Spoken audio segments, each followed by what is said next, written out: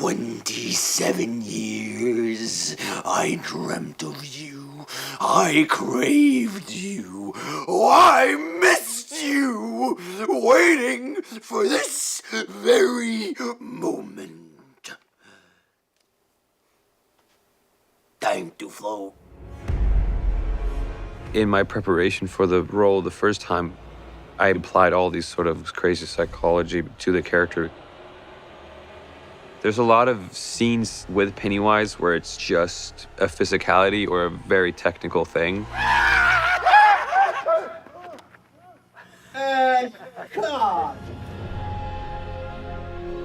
It's a tremendously physical performance. He works really hard. It's just amazing. It's balletic. It's so good. The scenes that I tend to really prefer are the ones where you could, be a little bit more, subtle's the wrong word for this character, I think, but where you can be a little bit more nuanced, maybe. There's definitely more of those scenes in this one than there were in the first one. A little closer. 1, 2.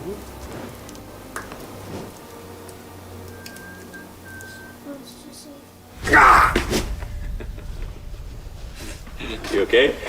Good job. Let's do it. That's right here. The Pennywise that we meet in the second movie is different from the book. He's very defensive in the book. He's offensive when they're kids, and when they come back, he's sort of trying to scare them off. So that shows weakness instantly, because he obviously doesn't want them to be there, because they do pose a threat to him because they almost defeated him the first time. Grab hands. And that works in the book, but because of the way we're telling the story now in the two separate films, this Pennywise, he really wants them back. He's missed them. Thank you for bringing them all back. I can smell their fear. I know what you are. That's why I'm not afraid. Obviously, that would make for a pretty boring movie if all they do is, oh, this is what we did the first time and did this exact same thing. So for me, it was really important that Pennywise needs to be this sort of arch villain. Oh, I know what you are. A madman. He needs to be scary and he needs to be threatening. So that was one of the challenges that we had to address. I used Pennywise as a door opener for all the other things that these kids are scared of. And Andy made the right decision to actually broaden the scope, and the kids see transformations of Pennywise that are his own artistic creations, but they still relate to the various fears and phobias of the kids. This is Vince Prose. Vince is helping me to bring my nightmares to life. And he's throwing a lot of his nightmares in, and it's quite scary. We have a version of Pennywise where they're weakening him and he starts to deflate. So Andy wanted him to be almost like a deflating balloon. You're all grown up. Andy comes up with these ideas that once you see it and once it's implemented, it's just like, oh, this is crazy, this is genius. I like the fact that I'm trying to convince myself that I'm the eater. Yeah, let's do that, absolutely. Yeah. But you're also broken. You're broken. Yeah. Like a cockroach on raid.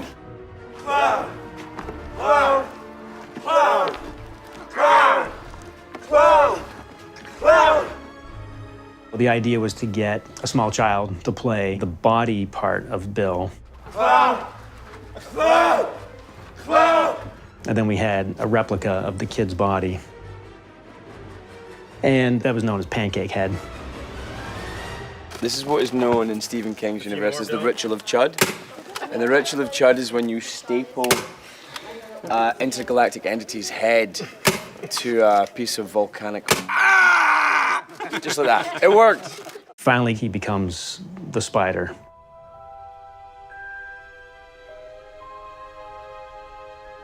At the end of the battle, in the first one, we had like Pennywise as me. We needed to up that, like they're adults. The physicality needs to be more threatening. So Andy came up with this creature that he essentially drew, which is my face, a gigantic Pennywise face on this sort of spider-esque kind of body. Andy's so good with designing creatures. I got the Pennywise spider. You want to see him? Yeah. I really love this frame. Vince's contributions to the monster are really cool. You can see how he integrated the costume into the anatomy of the spider. But I also like the spirit of this drawing because it's grotesque and it's horrifying at the same time.